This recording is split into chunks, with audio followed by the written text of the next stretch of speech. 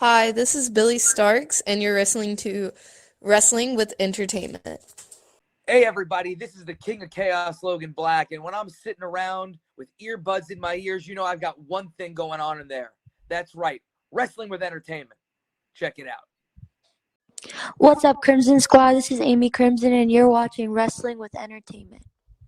Hello, and welcome to the show. It's Wrestling with Entertainment, bringing you the latest exclusive breaking news, previewing and reviewing the latest shows from WWE, AEW, New Japan, and everything in between every Saturday, and interview with all your favorite wrestlers every Wednesday on YouTube and Castbox, sponsored by Rogue Energy and Player One Coffee. I am, of course, your host, James J., alongside Kaliko Yachts and Scooter Dust, who are not here tonight. But it's still a great day for wrestling, because we are wrestling with the leader of Crimson Squad, from the mean streets of Malton, Amy Crimson. What's up, Crimson Squad? It's awesome. Thank you for having me on this podcast tonight. And honestly, how are you doing tonight? I'm doing good. It's very hot in December in California. But how Oh, are I you? wish I was in California. It's cold over here in Canada, so. You know, it's funny. You want cold, you want hot. I want cold. We're in each other's environments. It's crazy. But it should Yeah, not be. it gets really cold It should in not be Canada. 90 degrees in December. In December it gets to in Canada at least to -40 or -45. So Hmm. it gets pretty cold in Canada. So I know it gets a little colder in California, maybe like 60 degrees Fahrenheit or maybe. But over here in Canada it gets super cold and it's not nice. Yeah. Well, I could imagine that. Yeah, that doesn't sound like too much fun. Um, Yeah. but what's coming up for Amy Crimson next? Honestly, I hope that I can make my in-ring debut. Basically like my ring return. After being in a hiatus of 2 years. So hopefully I can make my return in the ring.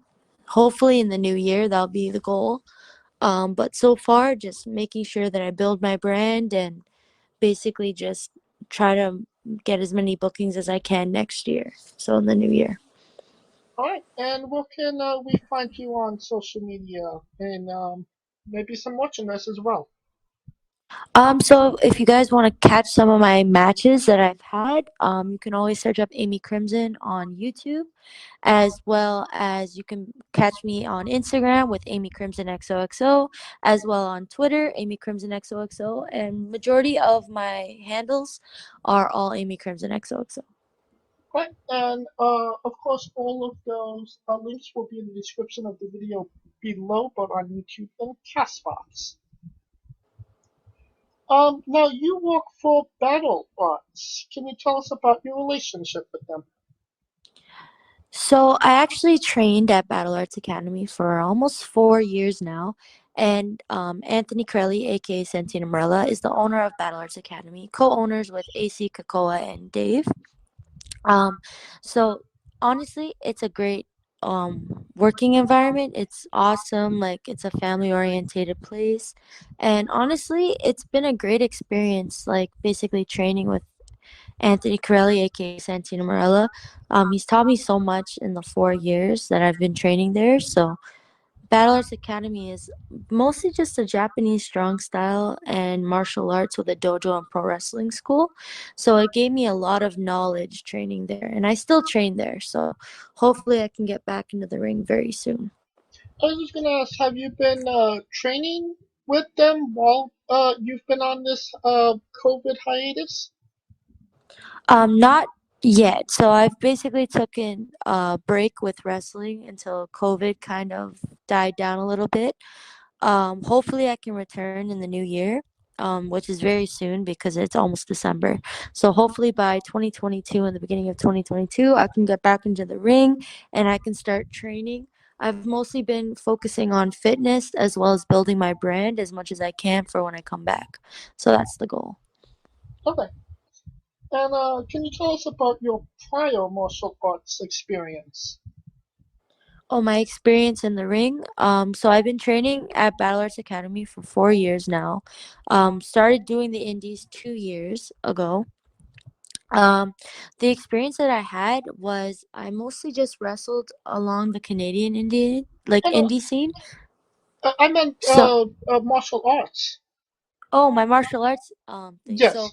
Anthony Corelli, aka Santino Marella, he basically was my sensei. So I do judo on the side. So I have my green belt in judo. So I basically train in judo and I do professional wrestling as well. So I've been doing judo, I believe, for 4 years ever since I started training at Battle Arts Academy. And just as important as wrestling is to me, judo is too, as well. Was did you did them simultaneously, or did you start one prior? Or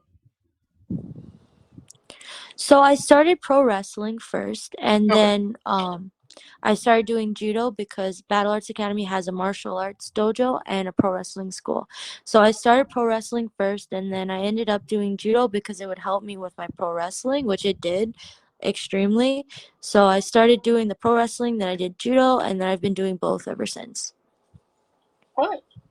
Now, can you tell us about your rivalry with Bianca Corelli? I believe the Oh, that's a last good one. huh?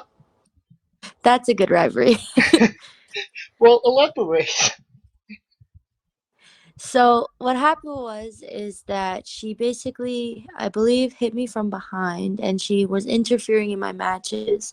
And sadly, due to COVID, we only had one match, sadly, where she basically hit me with a cane and I couldn't even get my revenge basically because COVID basically took out the rivalry and then Bianca went to America. So hopefully what I can do is I can save up and move to America and we can continue the rivalry because we have unfinished business. Yeah, I mean, you can't just hit somebody. It was a cane, or was it a golf club? It looked like a golf club from. It was a cane where she got her minions to basically pick me up and Yeah. slap me in the stomach with a cane. Yeah. Um, I mean, what is it like to be in a rivalry with basically your sensei's daughter? I can tell you that it's not easy. It's got yeah. When your sensei is your sensei, and then you have a rivalry with his daughter, it's kind of hard because now it's a conflict of interest kind of thing. So now you gotta like figure out, okay, is he gonna teach me the same, or is it gonna be different, kind of thing.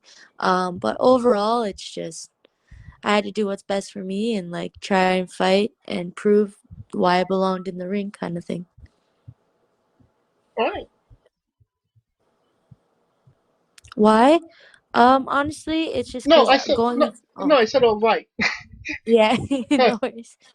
Because I mean, and then if you do get advice from him, it's kind of like, huh? Is he kind of saying this for the interest of her? You know what I mean? Yeah, 100%. The thing is that honestly, he's gonna be my coach regardless. So it doesn't matter if it's conflict of interest or not. At the end of the day, like I was basically in the ring to prove myself each and every single day. So that was my main goal. So whether of it was conflict of interest or not, I just wanted to prove why I was the better athlete and competitor, kind of thing. Right. And can you tell us, you had your first match quite soon after you started training. What was that like? It was I started training, I believe in 2017. So when I had my first match, it was 2 months in. So it was kind of something that was interesting, at the least. I barely knew how, like, I knew some things, but I was fairly new. I was pretty green. And going into that match, I was not confident. But overall, it went well for having my first match. I pulled out a Stone Cold Stunner in my first match. The only thing is I ate the pin, which sucked, but at the same time, it helped me to have a lot of opportunities, and you have to start somewhere. Obviously, there was things I would obviously want to fix, but it was my first match, and it was a great opportunity, so I wouldn't change it for the world. Will we see Amy Crimson pull out a Stone Cold Stunner in the future? There could be a possibility I might throw in a Stone Cold Stunner here and there, possibly, in my return match. Huh? And And you won the Battle Arts title from Nessa Love. The crowd appeared to be very quiet for that match, which, from my perspective, meant that they were very invested in the match. What did it mean to you to have a crowd so invested in your match and your story and what you were trying to do in the ring? honestly, it was a great experience and a great opportunity.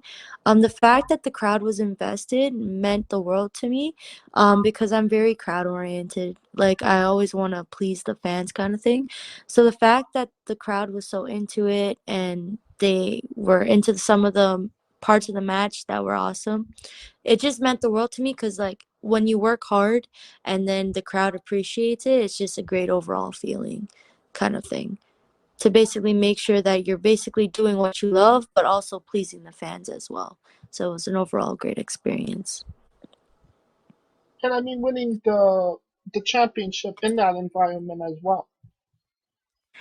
Winning the championship in that environment was it was a great moment. I'm always going to have that moment as one of my top moments, because when you basically work hard and then you're given the torch to run with the women's division, it's an amazing feeling. It was an emotional feeling as well, because I basically got into wrestling because of my uncle, and my uncle at the time recently passed away a couple months prior before I won the title. So I feel you lost. So when I won the title, the pure emotion of me crying was basically doing it for my uncle, kind of thing. So if you watch the video back, I'm looking up and I'm basically crying because I literally did it for my uncle, because he never got to see me wrestle, which was one of my main things, because he was the one who got me into wrestling to begin with my dad. So the fact that I was able to win it and the emotion was there, it was just an overall great moment that I'm going to live with the rest of my life. And you technically didn't lose that championship, correct?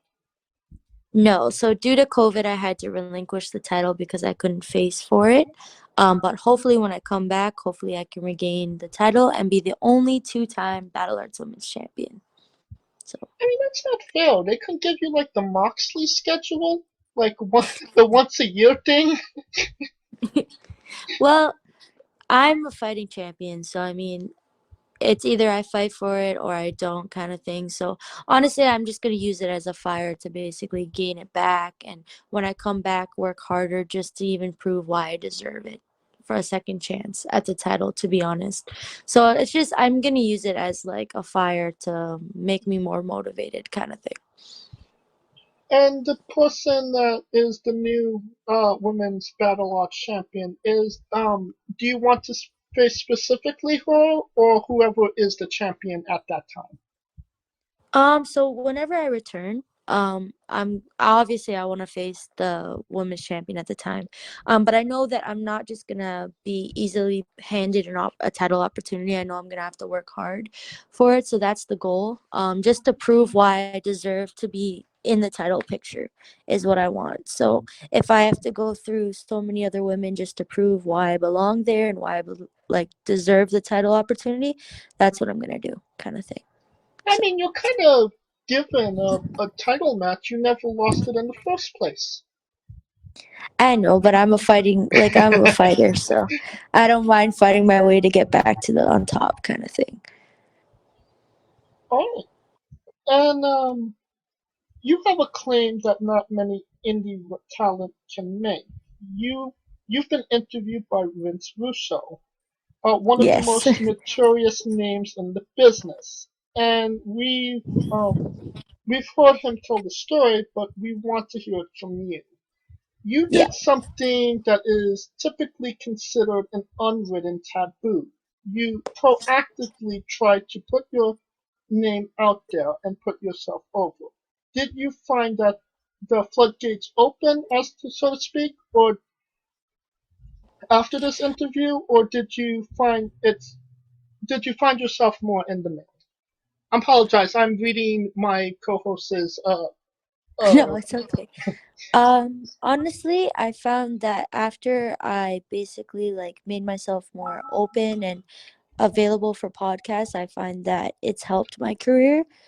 Basically showing like the hunger of how much like I want it kind of thing per se.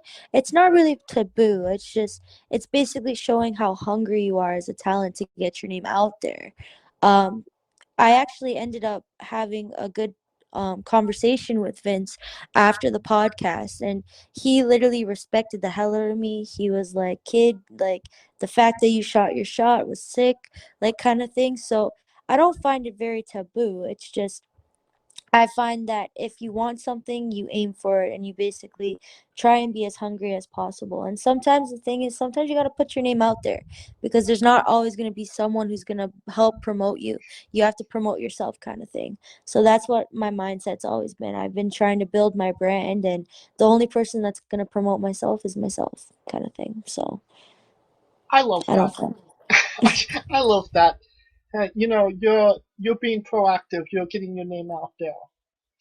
And you just mentioned that you had a conversation with Vince Russo afterwards. Hmm. Vince Russo may be more or less a taboo figure in the wrestling world. Do Hmm. you go? Do you listen to all the advice he gives out, or do you kind of take it with a grain of salt? Well, when somebody has more knowledge than you in the business, it's not per se to take it as a grain of salt. It's mostly just to take the knowledge and move along with it, kind of thing, because the advice he gave me was so knowledgeable because he has been in this business and he has been where I want to be in the WWE. So taking his advice with a grain of salt would be dumb because he knows what he's talking about. He's built so many huge stars per se, like he's built The Rock, Triple H, Undertaker, all the Attitude Era stars, and he has some of the most intimate moments in WWE. So to not take his advice, you'd be dumb, kind of thing. So honestly, like he gave me really good advice as an up and coming talent, and he gave me so much great advice that I'm going to take along with my career.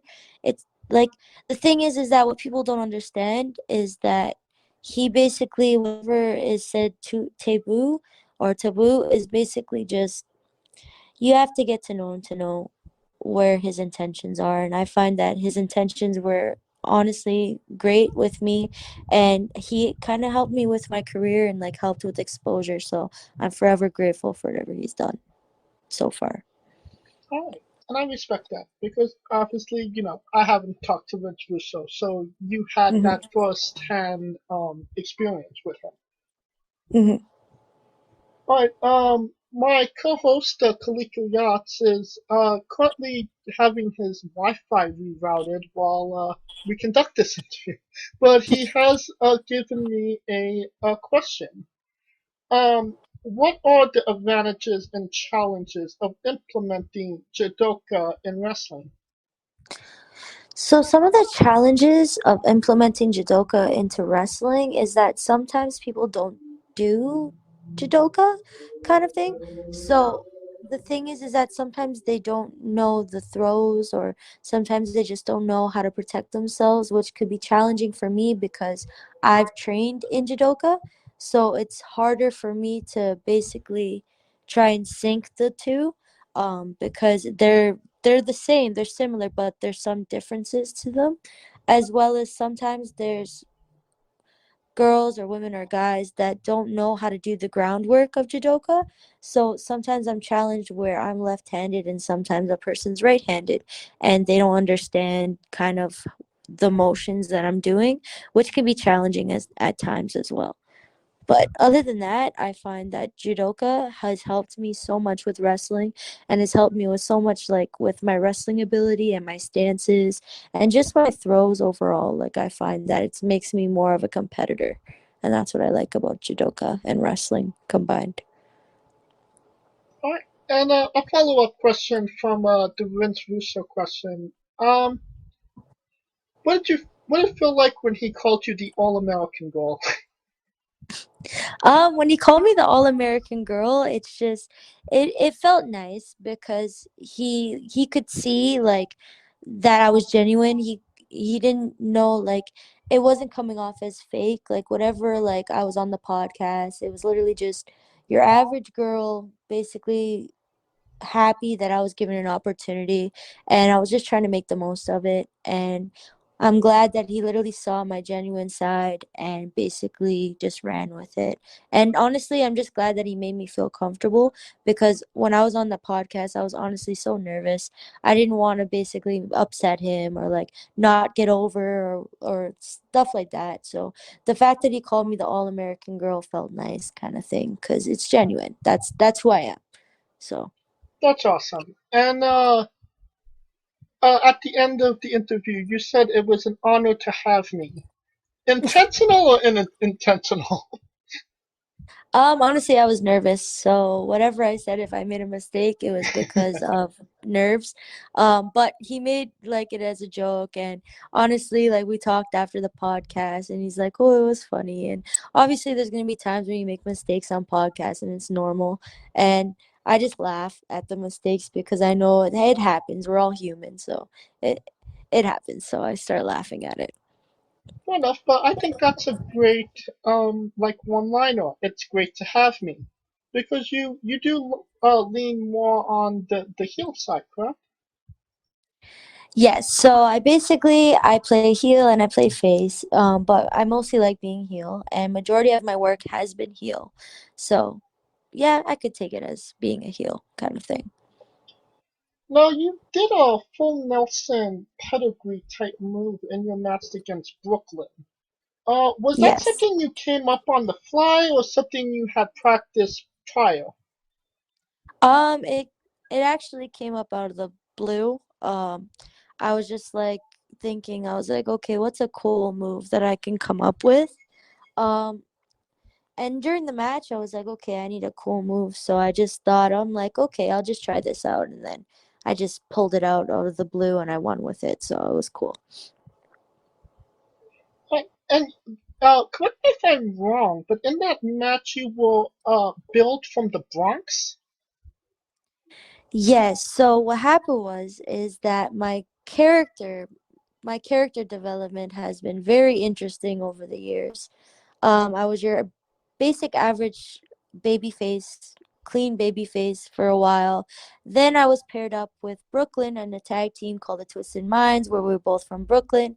And then eventually I moved on to basically the character that I am now, where I'm from the streets of Malton, which is actually true.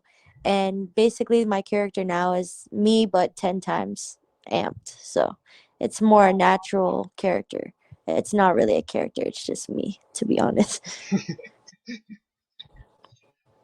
Now, you teamed with Allysin Kay against Casey Spinelli and Rebel, not Reba. How did that come about? So actually there was a girl that couldn't make it, so a wrestler. Her name was Novia.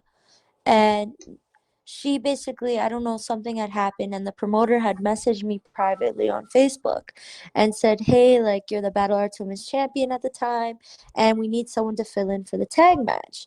So at the time I was pretty green. I've only been wrestling for a year, I believe a year and a half, almost 2 years at the time.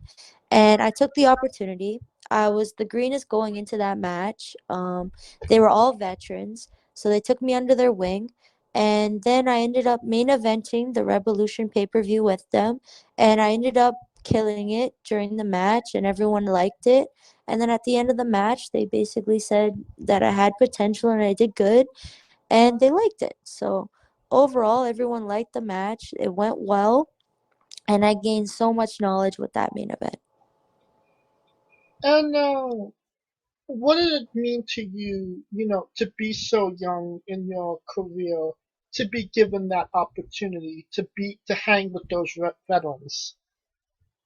Honestly, it meant the world to me. It just felt like I was again given the torch and was able to run with it, to be honest. Like, it was just such an honor, like, to even be put in a position that young, as well as basically be putting in a position where I was main eventing, and that was my first actual indie event.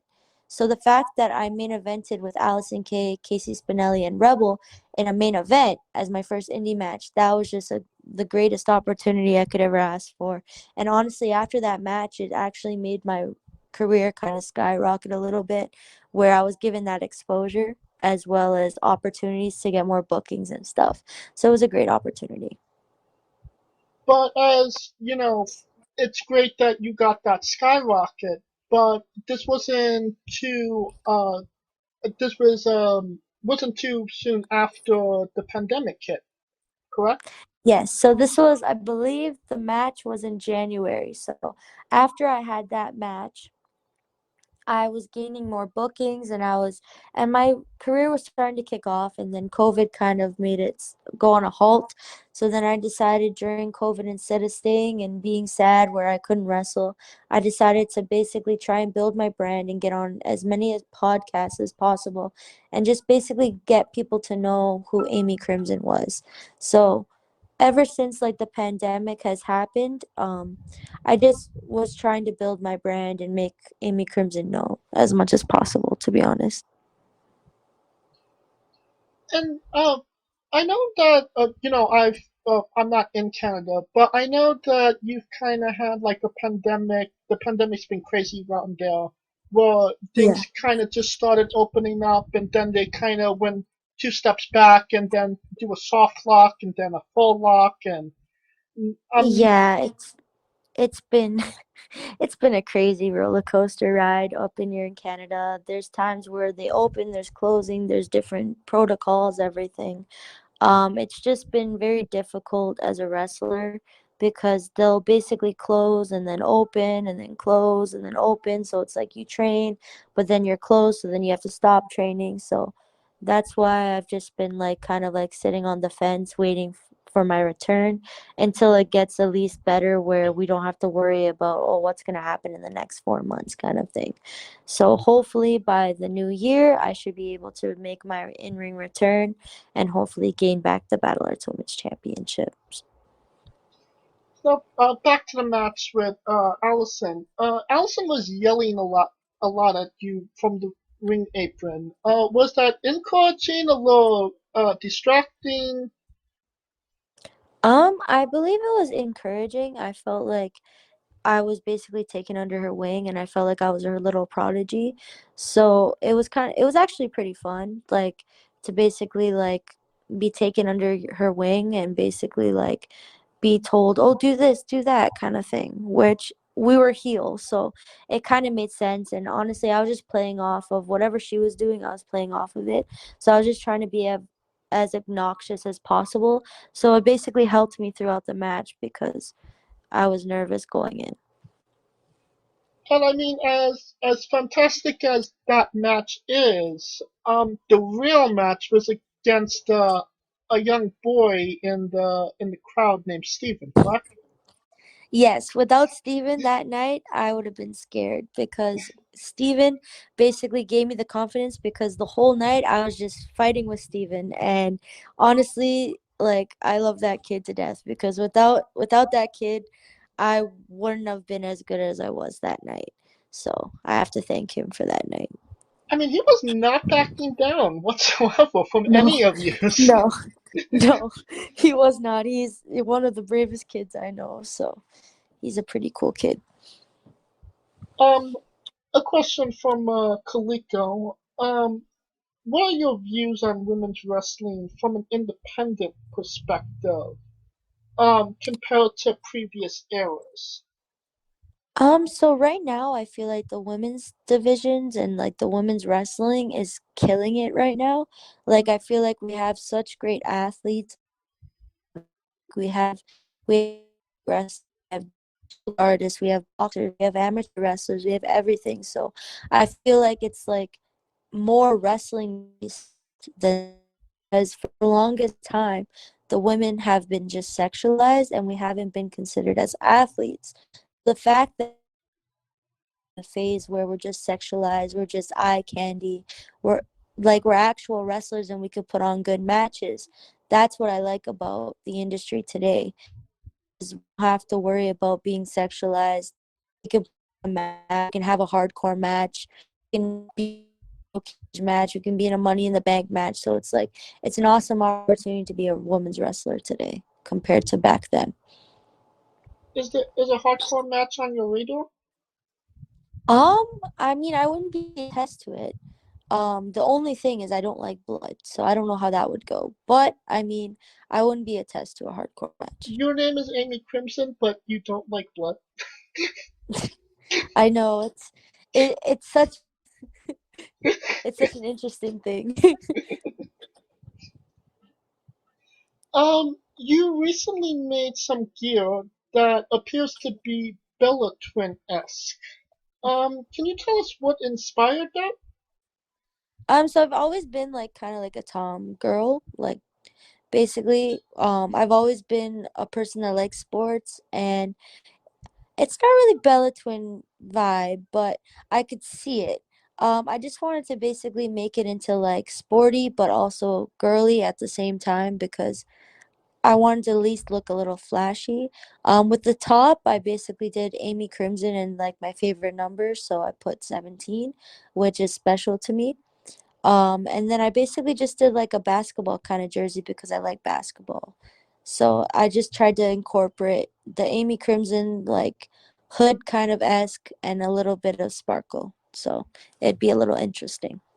Okay, and what's the significance of 17? So 17th is actually my birthday number because I Oh, was born on June 17th. So that's why I like 17. okay, I get that. And what basketball teams are you interested in? So obviously the Toronto Raptors because Fair enough. I'm Canadian, Yes. and the Bulls. I always like the Bulls. Oh, you are Michael Jordan fan? Yeah, Michael Jordan is really good. I actually like Michael Jordan. And you were set the challenge for the crossbody world title, a women's title against Alexia Nicole. Yes. So I was supposed to face Alexia Nicole for her crossbody women's championship, but due to COVID, the event got canceled. So hopefully in the new year, hopefully I can get my opportunity versus whoever's the crossbody women's champion. I believe it's still Alexia Nicole. I believe So so, yeah. hopefully in the new year I could face Alexia Nicole for that crossbody championship. Because who knows? We never had the match, so hopefully we can have that match.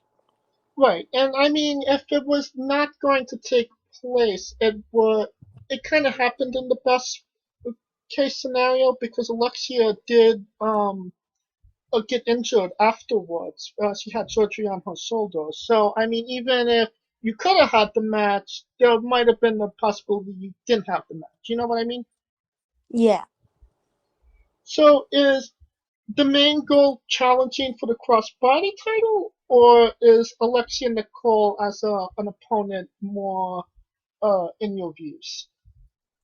Honestly, I just want to venture out and hopefully have that match with Alexia Nicole because I feel like it would be a pretty good match. And honestly, her work is awesome, and Oh, I would absolutely. love to have a match because I feel like I would learn so much from her because she's so experienced. So her as an opponent would be awesome. Whether it's for the title or not, I don't care. But And I would love to have a match with her.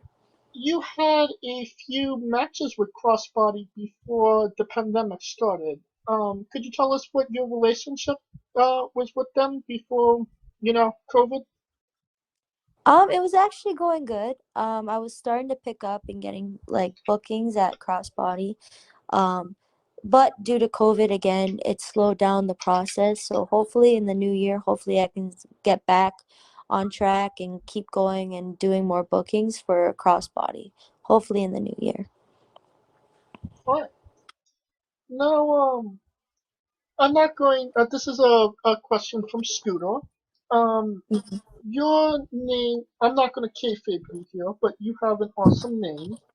Um, but have you ever wondered or considered wrestling under your real name as a part of a gimmick, as being a part of the famed General Empire? I never thought about that. It's just I always wanted to keep my wrestling world apart from my personal life kind of thing. So I never really wanted to wrestle with my name. Um, I honestly loved Amy Crimson, like starting out, and I've always loved the name Amy Crimson. So I feel like I would, like, if I had no choice and I would have to change it, like obviously I would try and try it out, but I just feel like my gimmick wouldn't work with my real name. I just feel like it would work more with my name now, like Amy Crimson. That's fair enough. I mean, do you find it, maybe not as a challenge, but how do you balance the wrestling side of your life and the personal side? And what is Um, the do you prefer? Why do you prefer keeping it separate? I just prefer keeping it separate because I don't like to mix business with pleasure kind of thing. No, no. Um, so it kind of intertwines with itself because in my personal life I'm heavy on fitness. So the fact that I'm heavy on fitness and then wrestling involves fitness, it kind of intertwines. So it's not really an issue with the personal life and the wrestling. It's just to protect like my family and anyone I care about kind of thing. I just don't want to get them involved in my life kind of thing. So like I just don't want them getting involved in the wrestling life because with the wrestling does come the fame eventually if I make it one day. So I just don't want paparazzi or I just don't want people asking them questions and stuff or bothering them. So that's why I just keep my personal life and my wrestling separate kind of thing. All right. And since you are a Canadian from Canada, these are two questions specifically for Canadians from Canada. The first one: where is the best poutine in Canada? I would have to say Harvey's. I like Hmm, Harvey's. But if you want authentic poutine, I would go to Montreal, Quebec, because that's where it originated. So that's where you get the best poutine. okay. I don't think we've had Harvey's mentioned on the show before. Interesting. And the second question: is Ryan Reynolds Canada's greatest national treasure? Well, he's pretty funny. I'm not gonna lie. I think honestly, most people think Drake or Justin Bieber or The Weeknd is, but honestly, I think Ryan Reynolds is pretty up there. So I would say, yeah, he's pretty funny. He's one of my favorite actors. So yeah, Oh, so you're a I'd say little partial. All right. And now to a controversial subject: pineapple on pizza. What's your stance? I hate it. I just feel like it shouldn't be on pizza. Like, I don't like sweet and salty kind of things. So, the fact that pineapple is on pizza is a thing, just I don't like it. There's gonna be there's gonna be debate. I know that there's gonna be comments saying, "Oh, how come Amy Chris doesn't like pineapple on her pizza?" I know it's gonna happen. I know it's gonna be a meme, but I just can't stand pineapple on my pizza. I I'm a pepperoni cheese girl, meat lovers girl, but don't put pineapple on my pizza kind of thing. You got no argument for me. And if anything is going to be a meme from this podcast, it would be somebody calling pineapple on pizza only for sadists. I don't know if that's a big stretch, but hey, we've had a strong opinions about pineapple on pizza on this podcast. What's your spirit Pokemon? My spirit Pokemon, I would have to say Pikachu because I just love Pikachu and I feel like he's like a lightning bolt and I feel like with my personality, I'm always moving and I'm always like electric, so that's why I feel like that's my spirit Pokemon. All right, and Now, the weirdest thing you'll ever be asked on a wrestling podcast, you might even know who I'm referring to. Would you ever consider wrestling a rock? Not Dwayne Johnson, not the country, an actual rock. Like doing like wrestling an actual rock? Yes. Um, I feel like that would be like one of the hardest things to do. But I feel like it's not hard to do. I just feel like it would be one of the hardest things to do because it's a rock. So I don't think I would. But if I had to for a gimmick or something for a show, I would do it, I guess.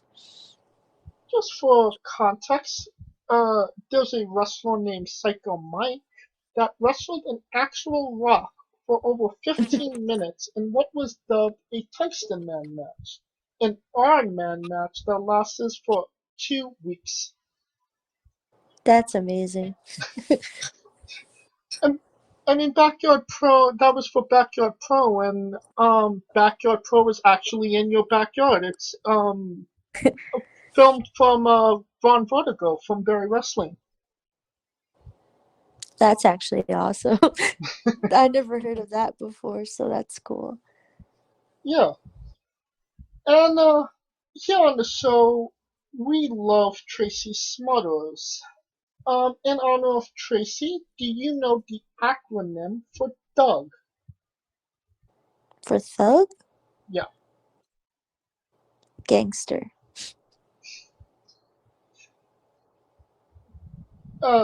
Well, no, but no, it's like WWE is World Wrestling Entertainment. What is Yeah. THUG? THUG. Honestly, I don't know. Alright, I'll spell it out for you. T is for terrible, H is for Mhm. hell, U is for Mhm. ugly, and G is Mhm. for jail, because a Doug can't spell. Mhm. And another interesting question. Have you ever considered becoming a tag team with Scarlett Delgado? Incorporate some of the red themes. Um, that never came to like my mind, but now that you think of it, like I wouldn't mind. I wouldn't be attached to it. That would be pretty cool. I mean, Scarlet Crimson. Or Crimson Crimson Scarlet. Scarlet. Yeah. I mean, it wouldn't be bad. It wouldn't be bad. I wouldn't be attached to it. I mean, it'd be cool. I mean, it would be an opportunity for her to like basically get into a tag team. And also, like, it would be a good opportunity to learn how to do tag teams and stuff. So that wouldn't be bad. Alright. And did Snoopy really recognize you at Canada Wonderland? Yes, so Snoopy actually recognized me at Canada's Wonderland, which is hilarious because we were all going just to have fun for my birthday. And then we went to go take a picture with Snoopy and Snoopy was like, "Hey, do you guys wrestle at Battle Arts?" And we were like, "Yes, we do." And it was one of the first times we actually got recognized, which was pretty cool. I could imagine. And I mean, from such an iconic figure like Snoopy. Yeah. Now, it is time for Kaliko's colossal question. They're making a movie about Amy Crimson. Um, and every movie has a soundtrack. What would be the first three songs on the Amy Crimson wrestling soundtrack up to this point? So the first one would be DMX Where the Hood At. The second one would be Welcome to the Party by Diplo. And the third song would be Party Up in Here by DMX. So, yeah, Well, those I would be the know three that songs. when Kaliko listens to this, he is going to pop hard because he's a big DMX fan. Where does the love of DMX come from? The love from DMX. I don't know. It's just I always liked his music. It's always hyped. Like it always makes me feel hyped. And whenever I'm like working out, I always turn on DMX, and it just helps me like to basically focus and get into the like the thought of like working out and basically being focused to work out. So it makes me feel hyped. So that's why I like DMX. Right. Is rap like that a mainstay on your playlist? Yes, so I listen to a lot of rap and I listen to a lot of trap. So Biggie Smalls or Tupac? both. All right. And now it is once again time for that segment. Amy Crimson's Bizarre Adventure. You're a pro wrestler that goes up and down the roads, and weird, crazy, and bizarre things are bound to happen. Can you tell us a road story that fits that description? So we're actually training, and what happened is I wasn't paying attention, and what happened was someone was running the ropes, and the funniest thing happened where I got knocked off the ring and I went flying into the bleachers, Ooh. and that was a funny moment because everyone stopped what they were doing, and I was lying in the bleachers, and they all were like, "Are you okay?" And all you could see is my thumb up saying, "Yeah, I'm good." I mean, how hard did they hit you? Well, the wrestler was basically running the ropes, so he was going full speed. So I went into the bleachers full speed at that point. Damn. Alright. And where do you see yourself in 5 years? Hopefully, getting paid to wrestle and basically getting signed to one of the major companies. Like, that's the goal.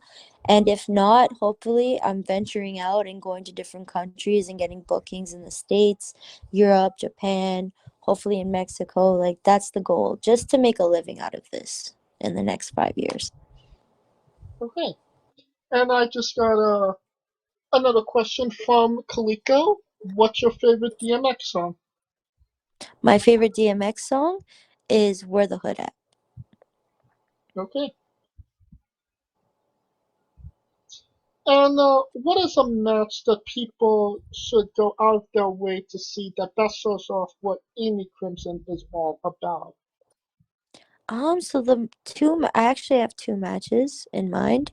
It would have to be the main event with Allysin Kay, Casey Spinelli, and Rebel, and one of my last matches before COVID, which was with Scarlett Delgado. So you should, if you guys want to check out some of my matches, you guys could check out some. I also have majority of my matches on YouTube, so if you guys are curious. And I believe I could get those matches and put them in the description of the video below, so people could, after listening to this, could check them out. Awesome, that'd be awesome. Thank you. Yeah, and of course, your YouTube page will be in the description of the video below as well. So, I mean, check out all Amy Crimson's matches. Do a binge watch. Thank you.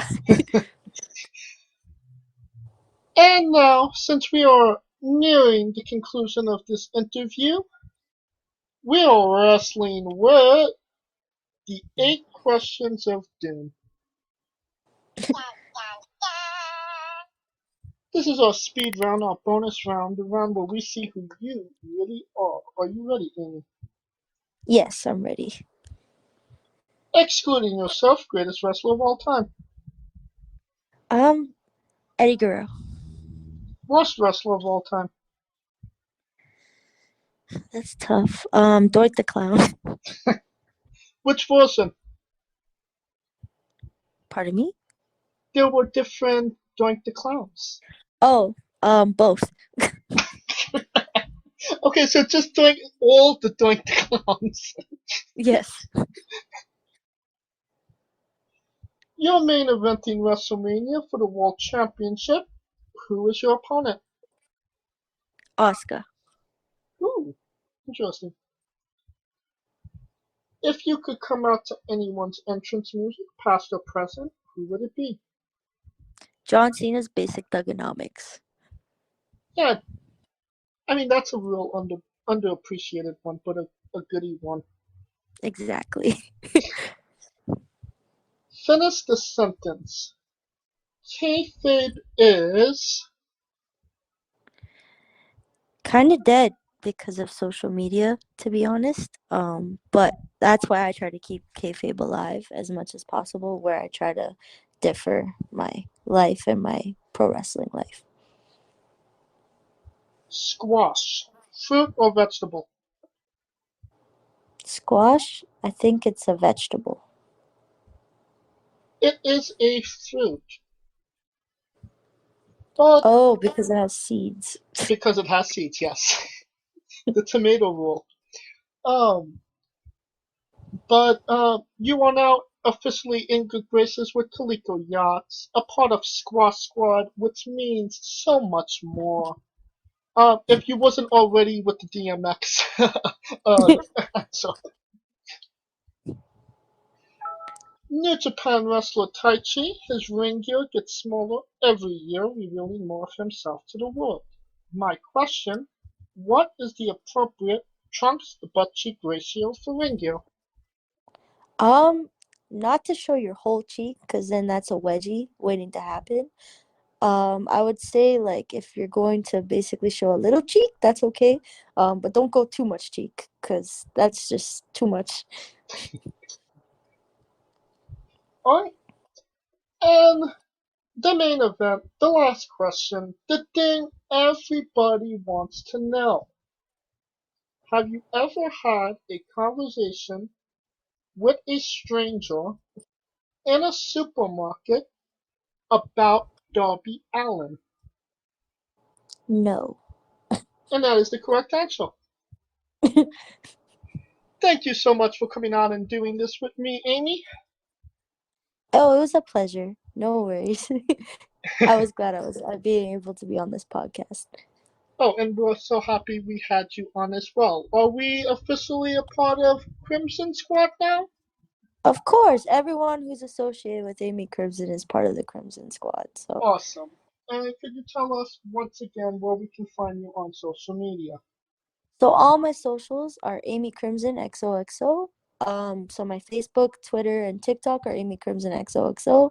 I have a Amy Crimson Facebook page if you guys want to check it out, and you guys can check out all my other podcasts as well as my wrestling matches on Amy Crimson on YouTube. So all you have to do is search it up, and it should pop up.